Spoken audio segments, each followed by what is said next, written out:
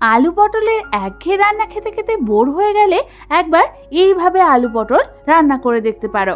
আজকের রেসিপি আলু আর পটল দিয়ে তৈরি দারুণ স্বাদের কষা তরকারি।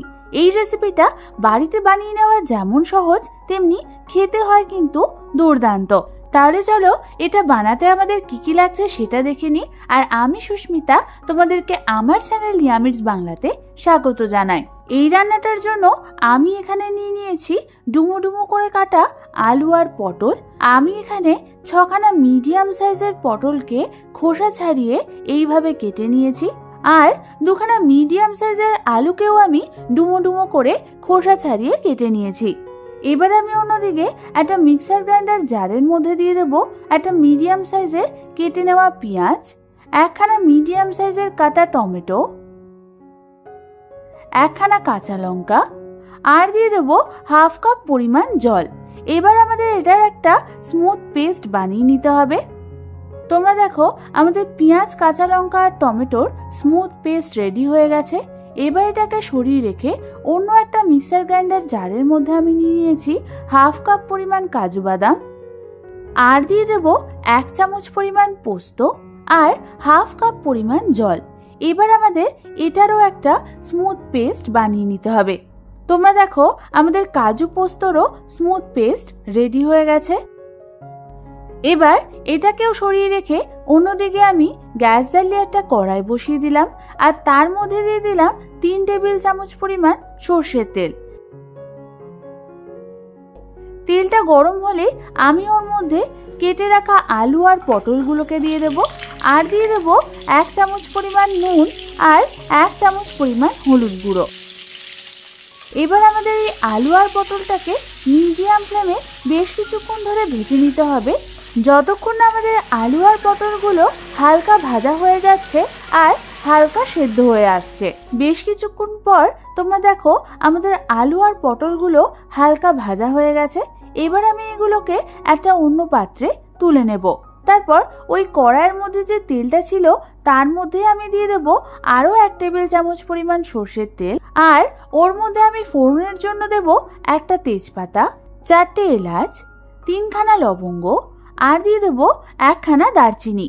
ফোড়নটাকে হালকা হাতে একটু নাড়াচাড়া করে নিয়েই আমি এর মধ্যে দিয়ে দেবো 1খানা মিডিয়াম সাইজের কুচনো পেঁয়াজ আর 1/2 চামচ পরিমাণ নুন। এবার আমাদের এই পেঁয়াজটাকে হালকা হাতে একটু নাড়াচাড়া করে নিতে হবে। তারপর আমাদের এই পেঁয়াজটাকে মিডিয়াম ফ্লেমে ভেজে নিতে হবে 2 থেকে 3 মিনিটের জন্য। 2 থেকে 3 মিনিট পর আমি এর মধ্যে দিয়ে দেবো 1 টেবিল চামচ পরিমাণ আদা রসুন বাটা। আদা রসুন বাটা দিয়েও আমাদের মিডিয়াম ফ্লেমে এটাকে 2 থেকে 3 মিনিটের জন্য আরও ভেজে নিতে হবে, যাতে আদা রসুনের কাঁচা গন্ধটা চলে যায়। 2 থেকে 3 মিনিট পর আমি এর মধ্যে দিয়ে দেব বানিয়ে রাখা টমেটো, পেঁয়াজ আর কাঁচা লঙ্কার পেস্টটা, আর দিয়ে দেব 1/2 কাপ পরিমাণ মিক্সার গ্রাইন্ডার জার ধোয়া জল।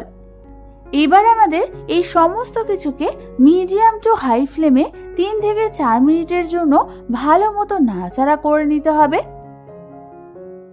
3 থেকে 4 মিনিট পর আমি এর মধ্যে দিয়ে দেব 1 চামচ পরিমাণ হলুদ গুঁড়ো, 1 চামচ পরিমাণ জিরে গুঁড়ো, 1 চামচ পরিমাণ ধনে গুঁড়ো, আর দিয়ে দেব 1 চামচ পরিমাণ কাশ্মীরি লাল লঙ্কার গুঁড়ো। এবার আমাদের এই সমস্ত কিছুকে ভালো মতো একবার নাড়াচাড়া করে নিতে হবে। ভালো মতো নাড়াচাড়া করতে করতে আমাদের মিডিয়াম টু লো ফ্লেমে মশলাটাকে ভালো মতো কষিয়ে নিতে হবে। মশলা কষাতে কষাতে যখন মশলাটা একটু শুকিয়ে আসবে তখন আমি এর মধ্যে দিয়ে দেব অল্প পরিমাণ জল। তারপর আবারও ভালো মতো নাড়াচাড়া করে আমাদের মশলাটাকে কষিয়ে নিতে হবে। বেশ কিছুক্ষণ ধরে মশলাটাকে কষানোর পর তোমরা দেখো এর থেকে ভালো মতো তেল ছেড়ে দিয়েছে। এই সময় আমি এর মধ্যে দিয়ে দেব 1 চামচ পরিমাণ চিনি, 1/2 চামচ পরিমাণ নুন, আর দিয়ে দেব বানিয়ে রাখা কাজু আর পোস্তের পেস্টটা। তারপর ওই মিক্সার গ্রাইন্ডার জারের মধ্যে দিয়ে দেব 1/2 কাপ পরিমাণ জল। তারপর ওই মিক্সার গ্রাইন্ডার জার ধোয়া জলটাও আমি ওর মধ্যে দিয়ে দেব। এবার আমাদের সমস্ত কিছুকে ভালো মতো একবার নাড়াচাড়া করে মিশিয়ে নিতে হবে। ভালো মতো মেশানোর পর এটাকে আমি মিডিয়াম ফ্লেমে আরও 3 থেকে 4 মিনিটের জন্য ভালো মতো কষিয়ে নেব। 3 থেকে 4 মিনিট পর আমি এর মধ্যে দিয়ে দেব ভেজে রাখা আলু আর পটলগুলোকে। আলু আর পটল দেওয়ার পর এই মশলাটার সাথে আমাদের আলু আর পটলগুলোকে ভালো মতো মিশিয়ে নিতে হবে। ভালো মতো মিশানো হয়ে গেলে আমি এর মধ্যে দিয়ে দেব প্রায় 1 কাপ পরিমাণ গরম জল। জলটা দিয়েও ভালো মতো একবার নাড়াচাড়া করে নিতে হবে। এবার আমি এটাকে একদম লো ফ্লেমে ঢাকনা চাপা দিয়ে রেখে দেব যতক্ষণ না আমাদের আলু আর পটলটা পুরোপুরি সেদ্ধ হয়ে আসছে। বেশ কিছুক্ষণ পর ঢাকনা খুলে তোমরা দেখো আমাদের আলু আর পটলটা ভালো মতো সেদ্ধ হয়ে গেছে আর আমাদের গ্রেভি থেকেও ভালো মতো তেল ছেড়ে দিয়েছে। ঠিক এই সময় হালকা হাতে একটু নাড়াচাড়া করে নিতে হবে।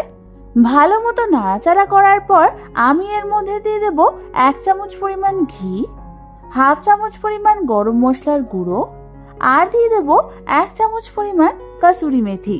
এবার আমাদের সমস্ত কিছুকে ভালো করে মিশিয়ে নিতে হবে। ভালো মতো মেশানোর পর তোমরা দেখো আমাদের গ্রেভির কনসিস্টেন্সিটা কিন্তু ঠিক এরকম হয়েছে। ব্যাস তৈরি হয়ে গেল আমাদের দারুণ স্বাদের কষা কষা আলু পটলের তরকারি। এবার শুধু গরম গরম সার্ভ করার অপেক্ষা। এই আলু পটলের কষাটা কিন্তু ভাত, রুটি, পরোটা সবকিছুর সাথে দারুণ লাগে খেতে। এই রেসিপিটা যদি ভালো লেগে থাকে তাহলে একটা লাইক করে দিও। আর এরকম দারুণ দারুণ রেসিপি আমার কাছ থেকে পেতে হলে আমার চ্যানেলটাকে সাবস্ক্রাইব করতে একদম ভুলো না। আজ তাহলে এ পর্যন্তই। আমি আবার চলে আসবো তোমাদের কাছে নতুন কোনো রেসিপি নিয়ে।